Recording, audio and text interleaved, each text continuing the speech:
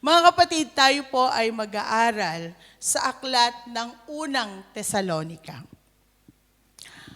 Ang Tesalonika po ay isang lugar na matatagpuan po natin sa Macedonia. Actually, ito po ay Roman capital ng Macedonia, ang Tesalonika.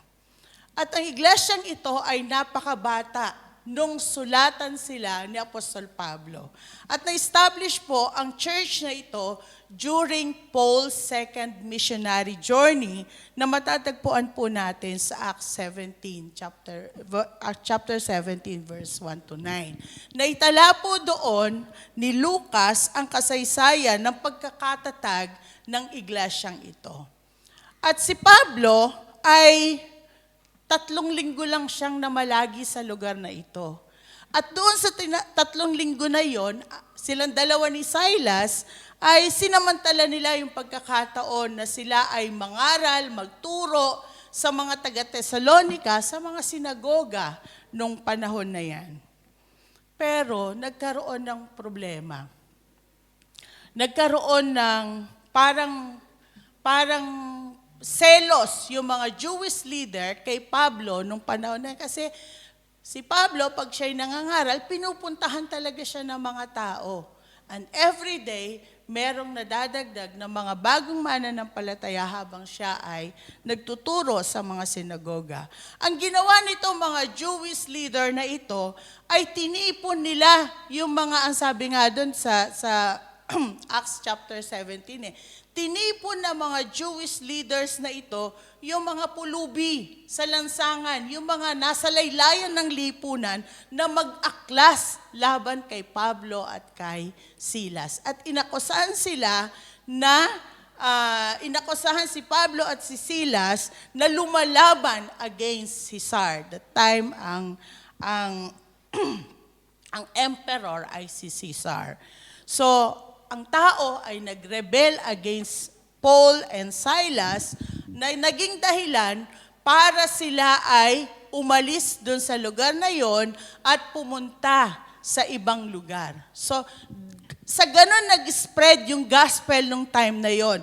Every time na makaka-experience sila ng persecution, ay pumupunta sila sa ibang lugar at ganun din ang gagawin nila. Wala silang ibang gagawin, kundi ipangaral, ituro si Kristo sa mga tao. At doon nagsimula na lumaganap ang ebanghelyo sa lugar ng Tesalonika. Ngayon, hindi nila basta-basta iiwanan ng ganun-ganun na lang ang Tesalonika.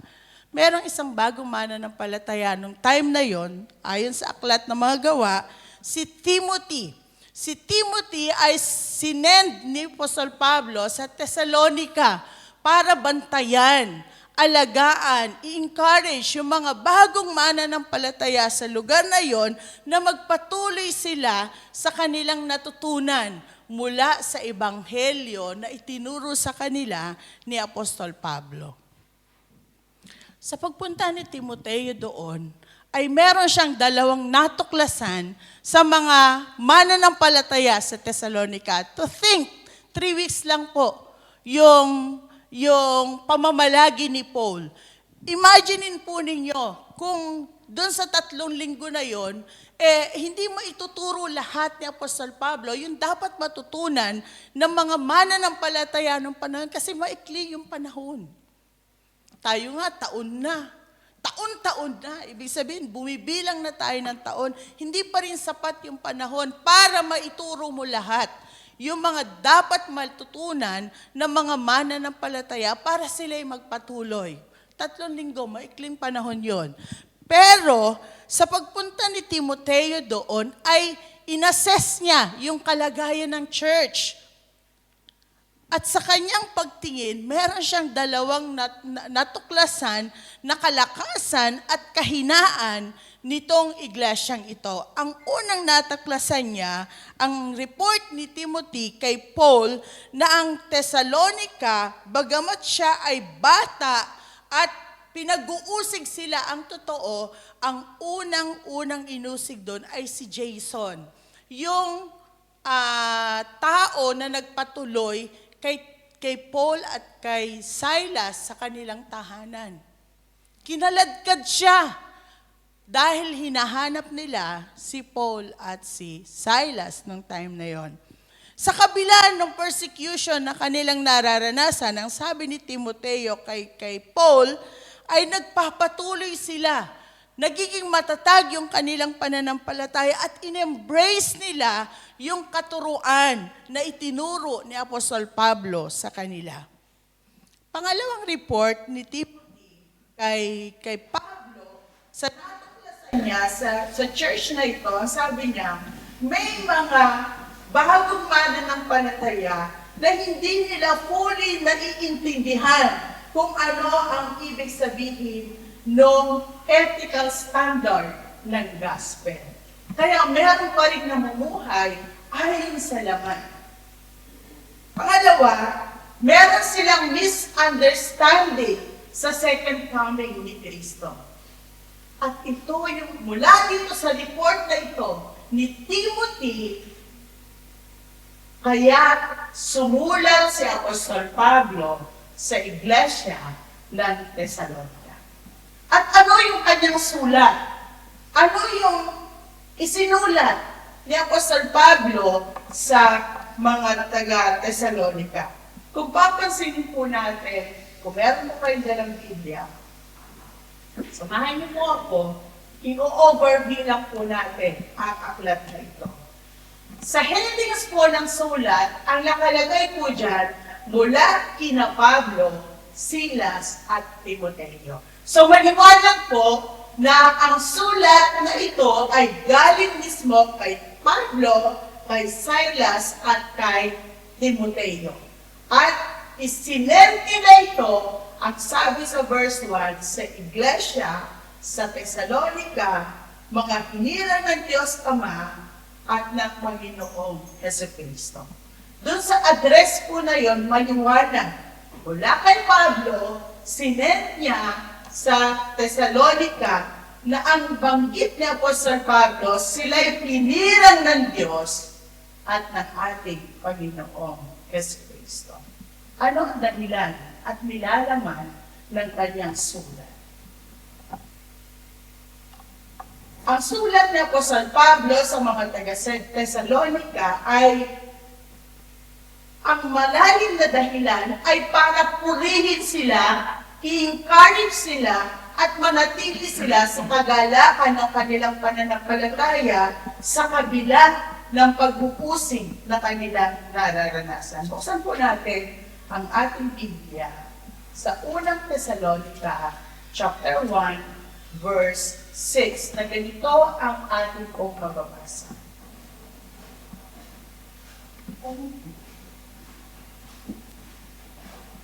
First Thessalonians chapter 1, verse 6, ang sabi ay ganito, tinularan ninyo kami at ng Panginoon, tinanggap ninyo ang mabuting balita at dahil dito'y nagdanas kayo ng katakot-takot na hirap, gayunman, taglay pa rin ninyo ang pagalakang kaloob ng Espiritu Santo.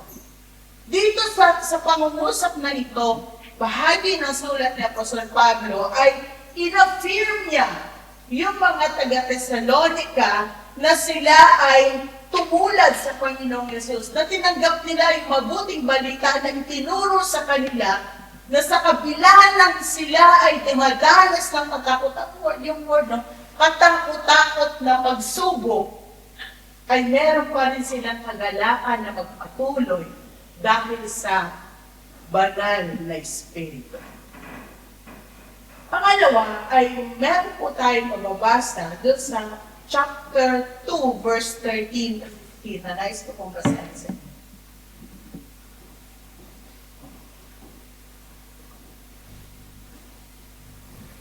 Nagpapabalik po ako kay Pastor Penny kahapon dahil nga po dito sa aking verses. Chapter 2, verse 13 to 15, ganito po sa mababasa natin. Ito ba ang lagi namin ipinagpapasalamat sa Diyos?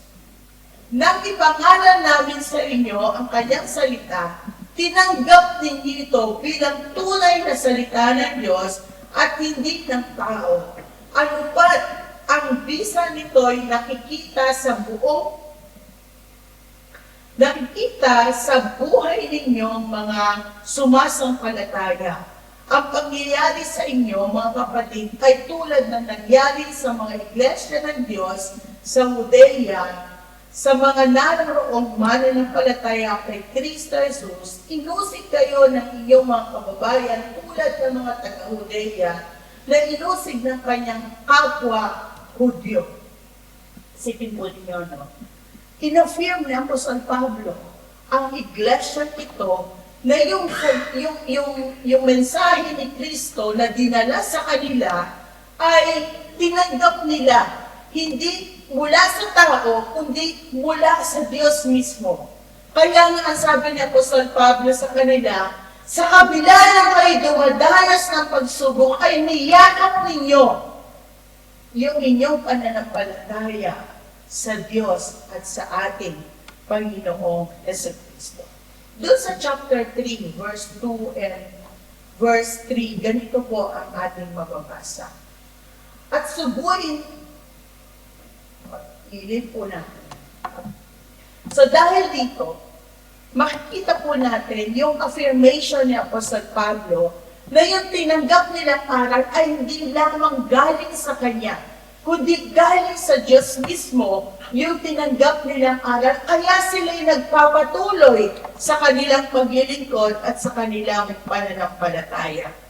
At ang isa sa magandang affirmation ni Apostol Pablo sa iglesyang ito ay mababasa po natin dun sa chapter 1, verse 7 hanggang verse 10. Ang sabi po ng mga talata, kaya't naging buwanan kayo ng mga kapatid sa Macedonia at Achaia, sapagkat hindi lamang ang salita ng Panginoon ang lumaganap sa Macedonia at Achaia sa pamamagitan ninyo, pati ang balitang tungkol sa inyong pananampalataya ay kumalat sa lahat ng tao. Ano pa't hindi na kailangan magsalita kami tungkol dito. Imagine po ninyo, no? 3 linggo lang na malagi si Apostol Pablo sa iglesia ito. Pero yung pagtanggap nila ng Ebanghelyo ay niyakap nila ito at ipinamuhay nila araw-araw. Kaya nga ang sabi ni Apostol Pablo sa kanila, ang inyong pananampalataya ay lumaganap sa Macedonia at Achaia. Mga karating lugar sa Thessalonica ng kanina yan. Na ang sabi ni Apostol Pablo, hindi na kami kailangan magsabi pa sa kanila, kundi sila mismo nasaksihan nila kung paano kayo namuhay ayon sa inyong pananampalataya. At doon sa chapter 3, verse 7 hanggang verse 10, ganito po ang mas mababasa natin. At ito na-amaze po ako sa word ni Apostol Pablo. Ang sabi niya, dahil sa inyong pananalig kay Kristo, mga kapatid, naaliw kami sa gitna ng aming hirap at pagkabalisa. Ang pananatili ninyong matatag sa pananampalataya ang nagpasigla sa amin. Paano kaya namin mapapasalamatan ng sapat ang Diyos sa kagalakang dulot ninyo sa amin? Mataimtim namin dinadalangin araw at gabi na kayo'y muli namin makita at matulungan sa ikalalaganap ng inyong pananampalataya. Mula sa isang leader na na-express niya yung kanyang gratitude dahil sa uri ng pananampalataya ng iglesia. Isipin niyo po yung sabi ni Apostol Pablo, dahil sa inyong pananalig kay Kristo, mga kapatid, naaliw kami sa gitna ng aming hirap at pagkabalisa. Yung joy bilang isang leader na sa kabila ng sila din ay pinipersecute sa kanilang pangangaral, pero meron silang kagalakan na mabalitaan nila na itong tinuturuan nila ay nagpapatuloy din. Pinipersecute din sila. Pero ano ang sabi ng Apostol Pablo sa kanila? Ang pananatili ninyong matatag sa pananampalataya ang nagpasigla sa buhay namin. Mula sa isang leader, mula sa isang tagapangaral, na walang ibang hinangad kundi ituro ang ebanghelyo sa mga tao na kanyang pinupuntahan. Malalim ang gratitude ni Apostol Pablo sa Thessalonica. Bakit? Kasi nakita niya, naramdaman niya, at napatunayan ng maraming tao na itong mga Kristiyanong ito ay namuhay ayon sa kanilang natutunan. Kaya nga ang sabi niya, nagpasigla sa amin ang inyong pananampalataya. Ito po yung katunayan ng kagalakan ng naglilingkod sa pinaglilingkod. Tama po ba? Ito yung katunayan na sinasabi ni Apostol Pablo na walang ibang magbibigay ng kasiyahan sa kanya kundi ang makita na yung kanyang tinuturuan ay namumuhay ayon sa kanyang tinuturo. Wala akong iniwan niya sa magulang. Kapag ang magulang ay nagturo ng disiplina ng ngaral sa kanyang mga anak at ginagabayan nito, at sinuway ito ng kanyang mga anak, ano ang mararamdaman ng magulang? Kalungkutan. Di ba? At kabiguan. Kasi kung ginawa mo na lahat ng bagay para madala ang iyong pamilya sa maayos na kalagayan at pinili nila yung kanilang daan, meron kang pakiramdam bilang magulang na bigo ka doon sa iyong pagsisikap na maturuan, maaralan at mamuhay ng tama ang iyong pamilya. Subalit, kung yung aral mo, disiplina mo, turo mo sa iyong anak, sinusundan nila at niyayakap nila, iba ang kagalakan dulot nito sa magulang. Diba? Bakit kumahana sa iyo lahat ng kanyang ari-arian? Kung mayroon man. Dahil dun sa kagalakan na yun, naniyakap mo yung aral at turo na itinuro sa iyo. Ito yung naramdaman ni Apostol Pablo sa iglesia ito ng Thessalonica. Kaya ang sabi niya, nagdulot sa amin ng kagalakan o kasiglahan sa buhay namin ang inyong pananampalataya. Hindi lamang in-encourage ni Paul o hindi lang na-appreciate ni Paul yung kanilang buhay, kundi itinuwid din sila yung ayon sa report ni Timoteo na meron pa rin sulirating na lumalabas dun sa church, which is normal. Normal po sa isang iglesia na merong problema. Amen? Hindi mo nawawala yan. Ang dahilan, pare-pareho po tayo mga tao na nagkakasala na tinawag mula sa kasalanan at nilagay sa isang lugar na nagsasama-sama. Normal po yan. Kasi hindi po na-perfect in church hanggang sa muling pagbabalik ni Kristo. Ano yung dinil ni Apostol Pablo sa iglesia? Doon po sa chapter 4, verse 3 to 7, ay ganito po ang mababasa natin. Ibig ng Diyos na kayo'y magpakabanal at lumayo sa kahalayan. Dapat maging banal at marangal ang layunin ng sino man sa kanyang pag-aasawa. At hindi pagsunod lamang sa bita ng laman tulad ng inaasal ng mga taong hindi nakakilala sa Diyos. Sa gayon, hindi yuyurakan nino man ang karapatan ng kanyang kapwa, ni pupugayan man ng laman tulad ng sinasabi namin sa inyo, parurusahan ng Panginoon ang gumagawa ng ganitong kasamaan. Verse 7, Tayo'y tinawag ng Diyos upang mamuhay sa kalinisan at hindi sa kalahalayan. So ano yung nag-arise na problema na nakita ni Timoteo sa iglesia nito? Merong immoralidad na nangyayari sa loob ng church. So hindi lamang ito na balitaan ni Apostol Pablo o magitan ni Timoteo, kundi in-address niya ito sa church. Para ano? Para po ma-preserve yung purity ng church. Kaya nga ang sabi po ni Apostol Pablo, tayo'y tinawag ng Diyos upang mamuhay sa kalinisan, hindi sa kahagayan. So, ibig kong sabihin, hindi pinalagpas ni Apostol Pablo yung pagkakataon na maituwid ang iglesia ito sa anumang bagay na ginagawa nila na hindi matuwid sa harap ng Panginoon. Which is normal sa isang iglesia na meron pong lumilitaw na suliranin upang mag-address ang ganitong uri ng pagkakasala na maaari pong mag-arise sa loob ng iglesia. So, yung pong chapter 4 ay mababasa po natin doon kung paano in-address ito ni Apostol Pablo.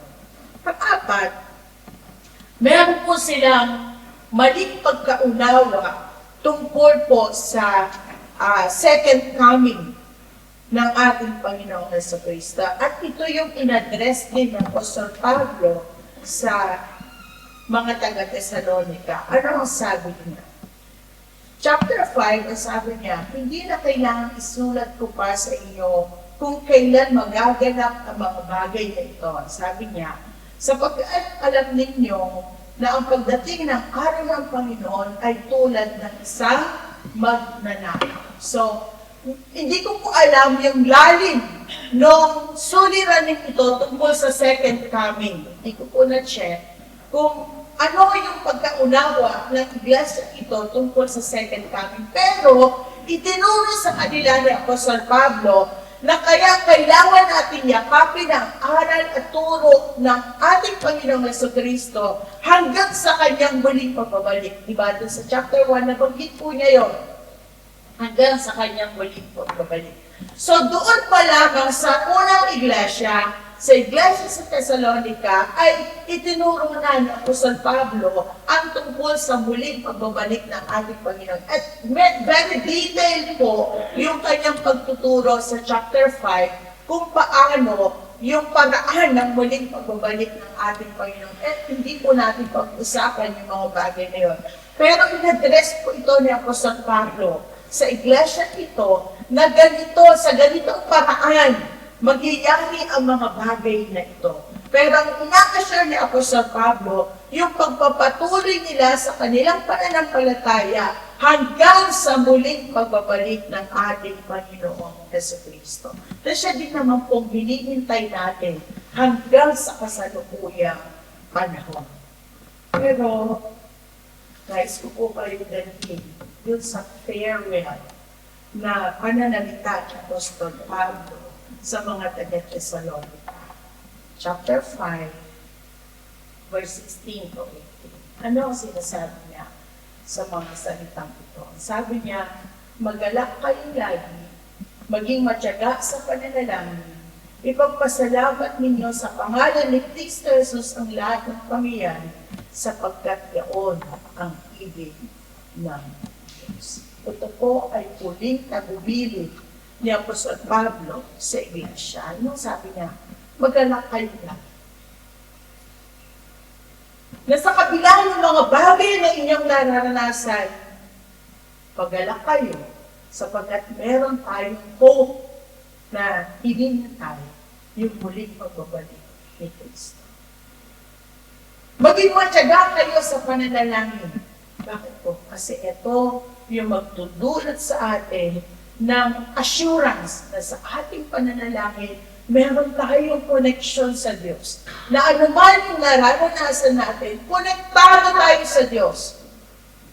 Na ang ibig sabihin, yung katyagaan sa pananalangin ay ina-assure tayo ni Apostol Pablo na higit na nalalaman ng Diyos ang anumang kalagayan meron tayo.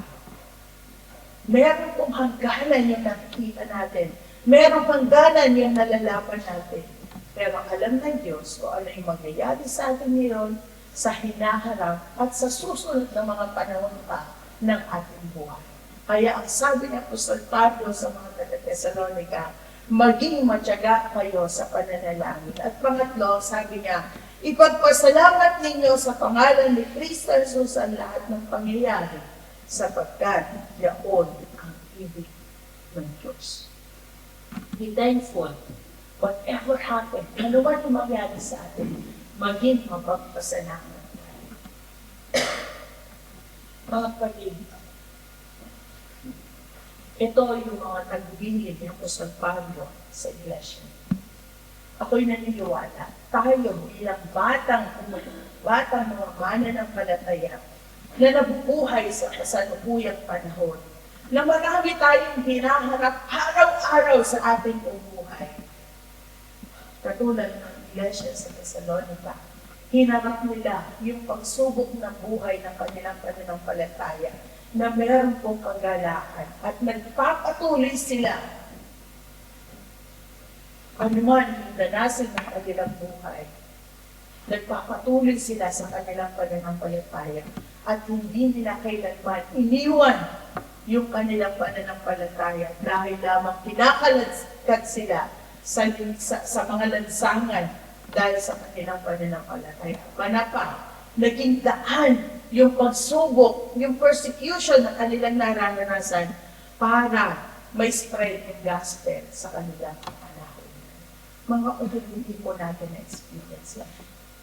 Hindi po natin naranasan na tayo kalagdarin ng mga tao sa labas dahil sa ating pananampalataya. Manapa, we are protected. Ginagalang nila yung bawat pagkakataon na tayo ay nagdaraos ng ating pagsamba. Ini-exercise natin na malaya yung ating pananampalataya na walang sino mang pwedeng pumigil sa atin. Pero minsan, tayo sa ating sarili ang merong kahinaan. Nawa, masukuhan tayo ng Panginoon na patuloy na nagiging matatag. Yakapin natin ang salita ng Diyos sa ating buhay at kumonekta tayo sa Diyos araw-araw sa pamamagitan ng ating pananaw. Hindi po tayo magiging matagmatayo na mananampalataya kung walang banal na Espiritu na nagbibigay sa atin ng kalakasan para mapagtagumpayan natin ang anumang ginagawa ng kaaway sa atin. Kahit ang lahat ay tumayo kami. Katulad po ng paalala ni Apostol Pablo sa Iglesia sa Thessalonica. Magalak kayo lahat. Maging matyaga sa pananalangin. Magpasalamat ninyo sa pangalan ng Panginoon Jesus ang lahat ng pangyayari sapagkat yaon ang ibig ng Diyos. Masumpungan nawa tayo ng Panginoon na meron tayong kagalakan sa ating paglilingkod, na yakapin ang kanyang mga salita na magpapatatag sa ating pananampalataya at kumonekta tayo sa Diyos sa pamamagitan ng ating panalangin. Tayo po'y manalangin. Ama naming Diyos na makapangyarihan sa lahat, narito po ang iyong iglesia. Bagamat maliit ang aming komunidad, Panginoon, dalangin po namin na mula sa amin ay may bahagi namin ang iyong mga salita. Bagamat ang marami ay maraming umaagaw ng kanilang atensyon tungo sa iyo, Panginoon, dalangin po namin ang bawat isa sa amin. Tulungan mo kami na hakbangan ang anumang mga bagay, Panginoon, na pumipigil sa aming pagpapatuloy. Manapa, tulungan mo kaming maging matatag. Tulungan mo kami na maharap namin ang aming pananampalataya na merong kagalakan at magpatuloy kami sa aming koneksyon sa iyo sa pamamagitan ng aming panalangin at maging mapagpasalamat sa lahat ng mga bagay na ginagawa mo po sa aming pong buhay. Panginoon, pinagkakatiwala po namin sa iyo ang bawat isa sa amin ngayong umaga. Sa pangalan ng Ama, ng Anak, at ng Espiritu Santo.